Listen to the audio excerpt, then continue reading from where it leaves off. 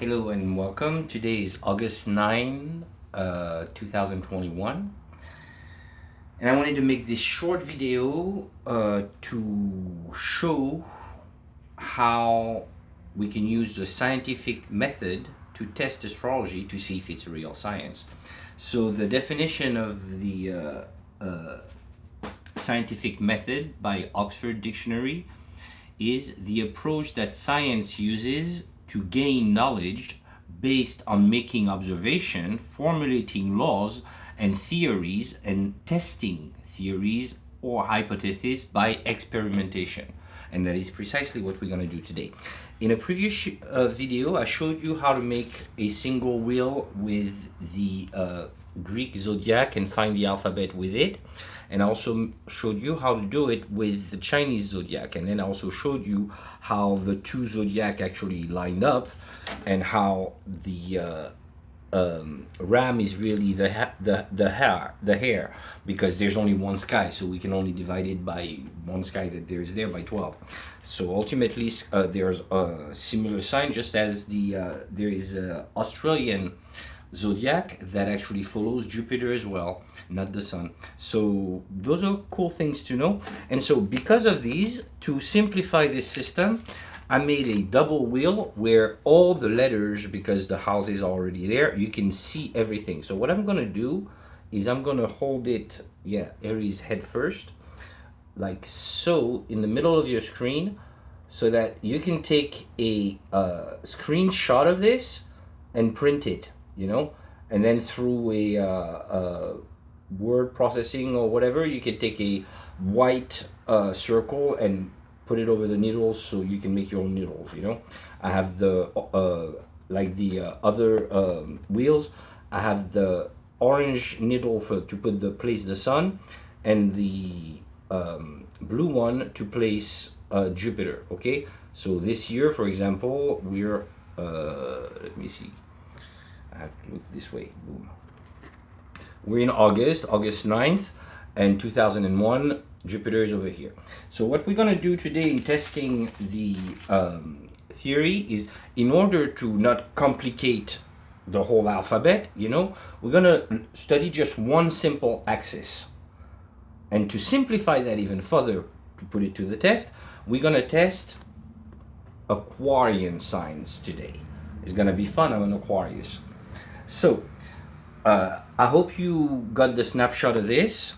And now we can start. So as you can see, the letters that we get from the axis Aquarius Leo, in Leo you get the letters H, T, E, and Q, and in Aquarius you get W, K, B, N, and Z. Okay, and now we're gonna test this to see about Aquarian people. So what I wrote here is I called it the Aquarian Evolutionary Astrological Alphabetical Compass.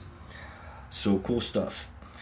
All right, so let's start with the first Aquarius. My theory is that when you're born, okay, the sun energy or Jupiter's magnetic energy will give you on the axis the first letter of your name. Okay, that's a pretty big claim, but I spend so much time checking every time that I wouldn't waste your time with just, it's a coincidence here and there. No, there are times where it's difficult to find, but it does work. So let's go and have fun. All right, the Emperor Hadrian from the North Wall. Okay, that's on the Leo axis, and he was born January 24th of the year 76. Which is funny because I was born in 1976, and I always paid the observation that 7 plus 6 is 13, which later would show with Julius Gaius Caesar, which, by the way, I'm just making a quick parenthesis here, but Julius Gaius Caesar was a Cancer. That's why he changed the name of July to his name. Okay, you find the G for Gaius in the horse, and the Julius is a cross right here. Okay, that's also interesting. And so now let's get back to our Aquarian people. We have Emperor Hadrian, born January 24th. Then on second place we have Galileo Galilei, born February 15th, 1564. 1564 is the year of the rat. So if we go back to our wheel here, and I was on the rat right here, what do we find here? The same J right here for Galileo Galilei. So we're good still. That was a Jupiterian name and not a sun one. Then Tokugawa Ieyasu. He's the founder of Shogun in Japan. And interestingly, well, he was born January 31st. That's the reverse of 13, by the way. Oh, back to Julius Gaius Caesar. What I wanted to say is 52 before Christ. 52 is 4 times 13. Just like we have 52 weeks in a year. Back to our Japanese Tokugawa Ieyasu, founder of the Shogun. Born the year of the rabbit, so across from Libra, where you find Libra, where is that? Right here. The G for Japan, because of the house of the rooster that matches it. But Tokugawa is on the axis where you find the T across Aquarius on Leo. Okay, so we're still on those same letters. Then we have Henry the Seventh, Henry H. The seventh, the Winter King. So we have the W as well. January 28th. Then we have John Hancock, who was born January 23rd, 1737, in Brittany, Massachusetts. Brittany, we have our B there. Joseph Banks from the UK, who was an explorer, also an Aquarius, February 13th. The G, hold on, he's first baronet botanist, BB. Botany Bay Penal Colony in Australia was done by him, and he was also known for his work in New Zealand, and Z also on that. Let's keep on going. Wolfgang Amadeus Mozart was born with Jupiter in the rat. So that's where he gets his... Oops, my needle is moving around. Let me try to... It's difficult to hold two things at the same time. But the rat gives him its Amadeus. The Wolfgang is an Aquarius position of the sun in Aquarius, because he was born... where are we? January 27th. Then we have Charles Darwin, the evolutionary botanist and naturalist, just like the John Banks earlier. February 12th, 1809, and Charles Darwin in 1809 was born with Jupiter in Pisces, which is where he gets his C for Charles Darwin. Then after that, we have James Murray. James Murray is an Aquarius that was born February 7th, 1837, and he gave us the Oxford Dictionary. And he was born the year of the rooster, which is where he got the G from Jupiter. Then we have the Hong Kong British colony of England. So here we have a lot of letters, you know, the H, the K, the British colony, the England, and that went from 1841, year of the ox, to 1997. And fun fact, that's exactly 13 times of orbit of Jupiter. 156 years. So that was pretty impressive there for me. I wanted to also get back to a president of the United States, okay, that was named William McKinley, born January 29, 1843 in Niles, Ohio. So you see how many letters you get? The H of Ohio, the N of the city of Niles, you get the W of his first name, William, the same as William Tecumseh Sherman is also an Aquarius. Thomas Edison, you get the T right there, and the E. Born February 11th, like my mother. He was born in Milan, Ohio, so you also get that H. Number 12, Frederick Douglass born with Uranus in the snake. Uranus rules the planet of Aquarius, so sometimes it's not Jupiter or the Sun, although it's most cases it's like that. Sometimes it's the ruling planet that will give you the letter, but those are the exception. I just wanted to make that as a quick parenthesis to explain. Franklin D. Roosevelt was born with Uranus in Virgo. That's where he gets the F from, as you can see, you know, just like Frederick's. Then we have Ronald Reagan with Year of the Pig, 1911, born on February 6th. And that's across from the snake, where you get the R of Ronald. So it's on the same axis.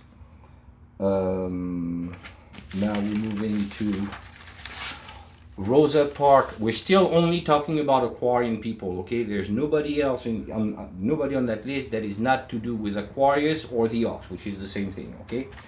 So Rosa Parks, the woman who didn't want to sit in the back of the bus, February 4th, 1913, the year of the ox, Tuskegee, Alabama. Rosa Parks, same thing with the R, you know. Paul Newman was born with Jupiter in Capricorn, which is the same axis as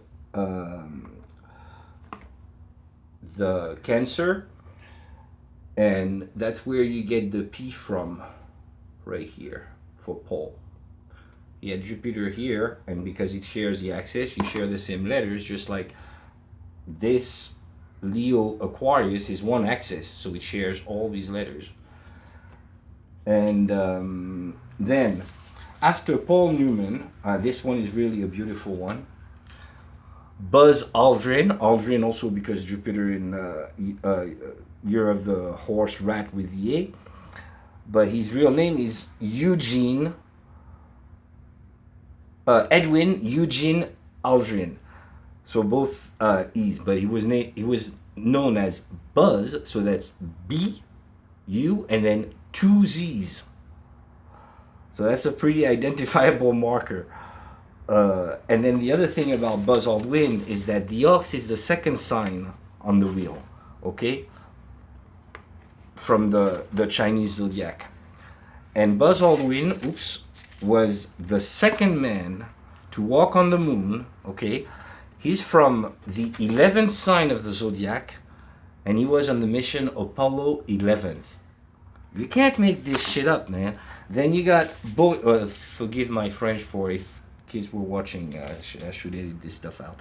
Boris Yeltsin, the Russian president. Again, it's a B, so we're still here. February 1st, 1931, another one of those reverse 13. Year of the sheep. So that puts him in Jupiter in Leo, hence he gets that B in Aquarius. And he was born in Budka, the city of Budka, with a B again. And then we have Leo Szilard, February 11th, 1898. He's an American guy who gave us the atomic heritage of the H-bomb. And in H-bomb, of course, you got the H and you got 2 B's. Franklin Delano Roosevelt is the guy who started the H-bomb program. And there is another Admiral something. I forgot to write him. But Admiral Rockover, Hain Walkover, or something like that. H. And again, he was in the nuclear. He's the guy who gave us the first nuclear submarine, and another Aquarian. So that's a lot of, you know. Oh yeah, and to finish it, yours truly doing these videos for you. My name, Thomas Hayat, and as you can see, Thomas Hayat, and I'm an Aquarius. So therefore, on that axis, Aquarius, Leo, Thomas Hayat. Boom. So there, I think we did apply what they were asking us to do in the definition of Oxford, which is to say the approach that science uses to gain knowledge based on making observations, formulating laws and theories, which is this, and testing the theories and hypotheses by experimentation, which is that. So here we are. Thank you for your time, and I hope you like this video. If you enjoyed, then pass it along. Hope you people figure it out.